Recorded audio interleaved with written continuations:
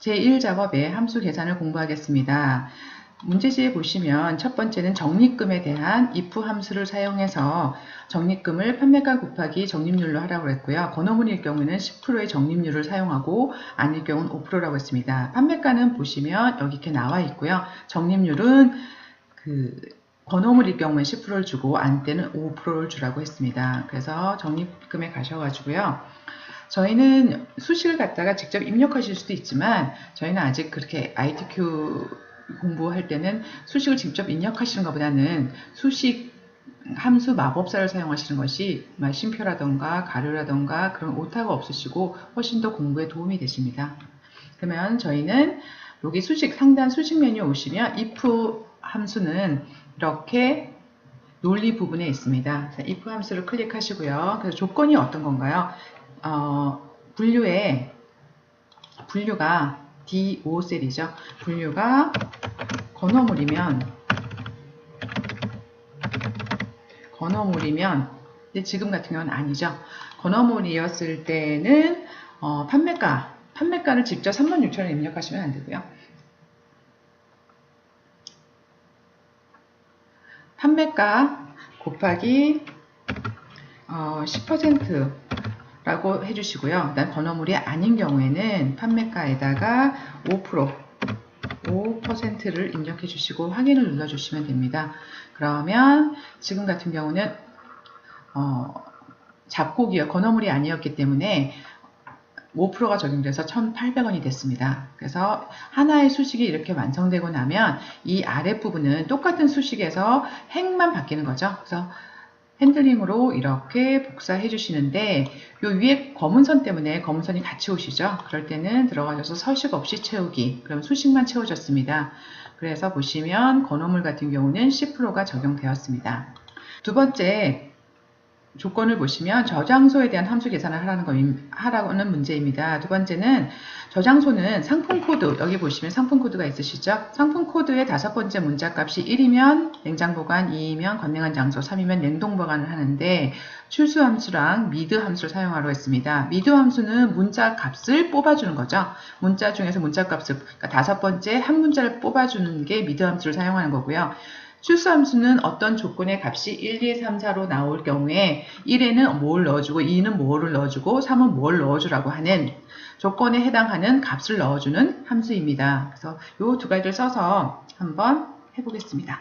일단 하실 때 저희가 함수 마법사를 사용하실 때는 수식을 두 개를 동시에 넣을 수가 없습니다. 여기서 만약에 최종적으로 사용되는 출수함수를 사용하셨을 때 조건에 해당하는 게 뭐죠? 여기가 미드 함수로 글자를 뽑으셔야 되죠. 이럴 경우는 저희가 미드라고 직접 치셔도 되는데요. 이렇게 하시는 것보다는 아직은 저희가 함수를 공부하는 단계이기 때문에 여기서 이걸 하시고요. 먼저 미드 함수를 함수 마법사를 사용해서 만들어 보겠습니다. 텍스트에 들어가셔서요.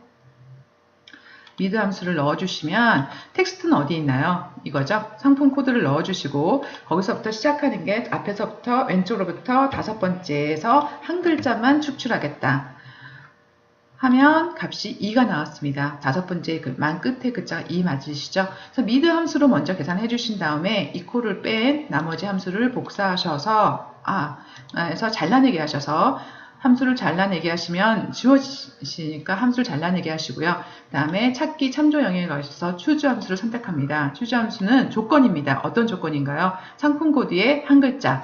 그래서 여기다가 붙여넣기. 그게 어떤 조건이죠? 상품 코드에서 5번째 한 글자를 뽑아낸 값이 추수 함수는 조건의 값이 꼭 1, 2, 3, 4로 나와셔야 됩니다. 자, 조건이 1이었을 때, 텍스트가 1이 나왔을 때는 냉장 보관 하시고요. 그 다음에 2였을 때는 건냉한 장소를 넣어주시고요. 3이었을 때는 냉동 보관을 넣어주시고 이렇게 해서 추수함수는 255까지 값을 넣어줄 수 있습니다. 그래서 OK 해주시면 지금 2이기 때문에 건냉한 장소가 나오셨죠. 그래서 이걸 갖다가 그대로 아래로 복사해 주시면 역시 마찬가지로 위에 이 굵은 선이 같이 복사되셨기 때문에 서식 없이 채우기를 넣어주시면 이렇게 딱 들어갔습니다.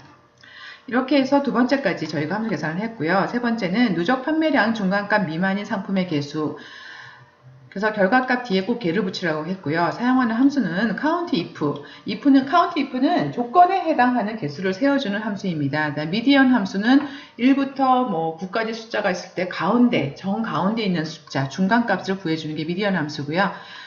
이 결합 연산자는 수식과 수식, 그 다음에 어떤 값 사이에 두 개를 어떤 값과 문자를 연결해 준다거나 두 개 이렇게 연결해 줄 때 결합 연산자를 사용하게 됩니다. 그러면 한번 계산해 보겠습니다. 그러니까 누적 판매량의 중간값 미만인 개수니까 개수를 세는 게 맨 마지막이겠죠. count if를 마지막에 쓰실 거고요. 중간값을 구하셔서 그보다 작은 걸 세셔야 되니까 중간값 먼저 구해 보겠습니다. 그러면 median 함수부터 한번 계산해 보겠습니다. 여기 클릭하시고요. 그 다음에 median 함수는 함수 추가에 가시면 통계 부분에 중간을 계산하는 거잖아요. 그래서 통계 부분에 가시면 있습니다. 그래서 이렇게 찾으셔도 되고요. 만약에 어디 있는지 수식에서 이렇게 분류가 되어 있는 항목 중에서 어디 있는지 모르시겠다 그러면 함수 마법사, 여기 있는 함수 마법사를 클릭하시면 범주 선택이 가능하십니다. 범주 선택으로 찾으셔도 되고 아니면 모드를 클릭하시면 모든 함수가 알파벳 순서로 되어 있으니까 거기서 M에 가시면 저희가 찾을 수밖에 없죠. 미디언이라고요. 이렇게 찾으셔도 됩니다. 그래서 미디언 함수에 들어가셔서 저희가 중간값을 찾고자 하는 게 뭐냐면 누적 판매량입니다. 그래서 그 범위를 예를 들어서 이렇게 범위가 아니라 숫자들이 띄엄띄엄 있을 때는 하나하나 선택해 주시면 되고요. 그렇지 않을 경우 이렇게 범위로 잡아주시면 넘버원에 범위를 잡아주시고 확인을 눌러주시면 이렇게 이 중간값은 499가 나왔습니다. 지금 여기 중간값은 짝수로 되어 있습니다. 홀수로 되어 있을 때는 그 딱 가운데 1부터 3까지라면 이 두 번째 있는 숫자가 딱 중간값이 되는 건데요. 1부터 4까지가 있는 경우에는 2하고 3이 중간값이죠. 그래서 2와 3의 값을 더해가지고 나눠준 값이 중간값입니다. 그래서 8개가 있기 때문에 여기서는 4번과 5번 중간값을 두 개를 갖다가 더해서 나눠준 499가 나왔습니다. 미디언 함수값이 나왔습니다. 미디언 함수값을 이용해서 미디언 함수값 이하의 개수를 찾아보겠습니다. 그래서 지금 나온 미디언 함수값을 선택하셔서 잘라두시고요. 그런 다음에 이 미디언 값보다 이하의 것을 찾아야 되는 거죠. 그래서 통계에 가셔가지고 count if를 클릭하시고요. count if를 클릭하시면 어떤 범위, range라는 게 범위죠. 그 다음에 크리테리아는 조건입니다. 어떤 범위 안에 있는 것들을 찾아야 되는 건지 물어보는 거죠. 저희가 찾고자 하는 건 누적 판매량입니다. 이 누적 판매 안에서 미만의 값을 찾는 거죠. 근데 조건을 입력하실 때 이 부분이 함수 계산 부분에서 가장 지금 어려운 문제이고 약간 함정이 있는 문제입니다.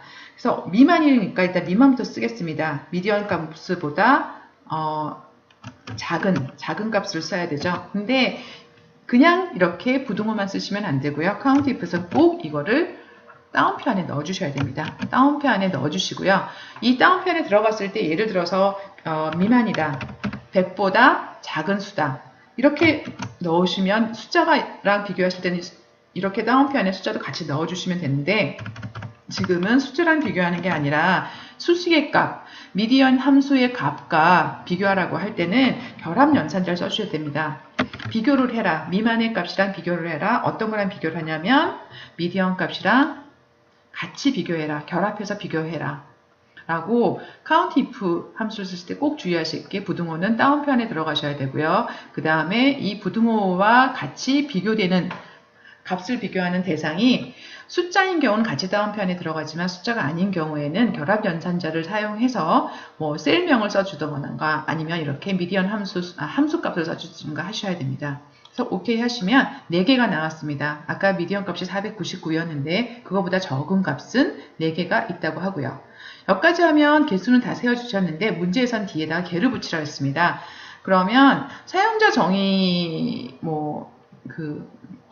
표시 형식으로 하셔도 되시지만 여기서는 결합 연산자를 사용하셨으니까 수식에선 넣겠습니다. 수식에서 수식 입력줄에 맨 끝부분을 클릭하시고요. 결합 연산자 넣어주시고 문자이기 때문에 다운표 사용하셔서 개라고 해주시고 엔터를 치시면 이렇게 값이 들어가십니다. 가운데 맞춤 문자가 포함되니까 가운데 맞춤이신데 이걸 다시 옆으로 옮겨주시면 되겠습니다. 작곡류의 평균 판매가를 구하라고 했습니다. D-average 함수를 사용하라는 건데요. 조건은 입력 데이터를 이용하라고 했습니다. 그래서 작곡류라고 했는데 D-average 함수를 한번 사용해서 해보겠습니다. 그래서 equal을 넣으시고요. 그 다음에 수식에서 그 함수 추가했습니다. D-average, 앞에 D자가 붙은 건 데이터베이스를 이용한 계산이기 때문에 데이터베이스에 관련된 함수들은 이 항목에 나와 있지 않고요. 여기도 없습니다. 그래서 어떻게 하셔야 되냐면 함수 추가, 여기 함수 추가에 들어가셔서 여기서 데이터베이스를 클릭하시면 D-average가 첫 번째 있네요. 그래서 확인을 눌러주시고 이렇게 자꾸 사용하시다 보면 수식 중에 어디에 위치해 있는지는 그 정도는 외우시는 게 좋습니다. 익숙하게 외워지시게 됩니다. 그래서 데이터베이스는 어디부터 어디까지냐면 데이터베이스를 열 땐 꼭 필드명이 꼭 들어가셔야 됩니다. 그래서 이렇게 쭉 저희 누적 판매량까지 넣어주겠습니다. 그리고 필드명은 이렇게 잡아줬을 때 저희가 계산해야 되는 게 판매가죠. 하나, 둘, 셋, 넷, 다섯, 여섯 번째 필드입니다. 그리고 조건은 어떤 건가요? 분류가 작곡인 경우에 D로 시작하는 함수를 이렇게 D로 시작하는 데이터베이스 함수를 사용하실 때는 꼭 조건에 이렇게 필드명이 같이 잡히셔야 됩니다. 지금 같은 경우는 작곡이 맨 위에 있는데요. 만약에 작곡이 밑에 있었을 경우에는 이렇게 잡을 수 없으실 때는 이 아래에 다른 공간에 조건을 만들어서 사용하시면 됩니다. 그래서 확인해 주시면 간단하게 작곡류만 추려서 평균값이 나옵니다.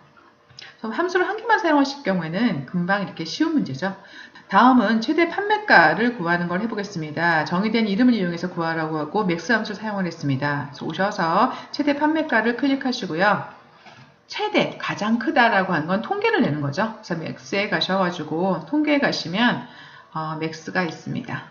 맥스를 클릭하시고요. 그래서 저희가 구하는 거는 최대 판매가 전체를 선택해 주시면 이 범위 내에서 가장 큰 값을 구해주죠. 55,000원 맞았네요. 그 다음에 누적 판매량 H14셀에 셀에서 선택한 상품명에 대한 누적 판매량을 구하십시오. 그래서 VLOOKUP 함수를 사용하라 했습니다. lookup이라고 하는 단어가 영어로 검색하다는 뜻입니다. V는 버티컬이죠. 그러니까 세로로 되어 있는 표에서 어떤 정보를 검색하라는 뜻이 하는 함수가 VLOOK 함수입니다. 그래서 클릭하시고요. VLOOK 함수를 사용하시려면 저희가 아까 H14셀은 그 옆에 드랍다운으로 데이터 유효성 검사로 데이터가 들어가 있습니다. 그래서 어떨 때는 황태이지만 여기 드랍다운 눌러서 지누니콩으로 바꾸면 지누니콩으로 바꾸셔야 되고요. 아로니아로 바꾸면 아로니아 바꾸셔야 되는데 이렇게 바뀔 때마다 누적 판매량 값이 바뀌라는 겁니다. 그래서 일단은 100대로 하시고요. 누적 판매량을 클릭하신 다음에 드랍다운으로 바뀌는 데이터에 따라서 판매량도 누적 판매량의 값을 표시해 주라는 거죠. 그래서 이거를 하시고 찾기 참조 VLOOK 함수는 아까 제가 정보를 찾아오는 함수라고 말씀드렸습니다. VLOOK 함수로 들어가셔서 VLOOK 세로로 정보를 찾아오는 거죠. 그래서 lookup value라고 하는 것은 내가 어떤 것을 찾아올 건지, 뭘 찾아올 건지, 그러면 저희가 찾아올 건 지금 이 H14셀에 있는 드랍다운으로 매번 바뀌는 요 데이터죠. 이 셀에 있는 정보와 매칭되는 걸 찾아올 거죠. 그래서 이 셀을 클릭해 주시고요. 다음에 테이블 어레이라고 되어 있는데 테이블은 이 벡터에 맞는 값을 찾아오는 그 테이블이 어디에 있느냐는 거죠. 그래서 테이블을 잡아주실 때 그렇다고 이렇게 잡아주시면 안 됩니다. 이렇게 해서 잡아주시면 안 되시고요. VLOOK 함수를 찾을 때는 저희가 벡터를 찾는 거죠. 그 찾고자 하는 필드가 첫 번째로 오게끔 이렇게 선택하셔서 저희가 찾는 데이터 값은 어디 있나요? 누적 판매량까지죠. 그래서 테이블 어레이를 잡으실 때 여기에 얘 제목이 있는 필드부터 시작해서 저희가 찾고자 하는 값이 있는 필드까지 잡아주시면 되고요. 이 선택된 범위 내에서 어느 값을 찾는 거죠? 벡터에 맞는 누적 판매량을 찾는 거니까 하나, 둘, 셋, 넷, 다섯, 여섯 번째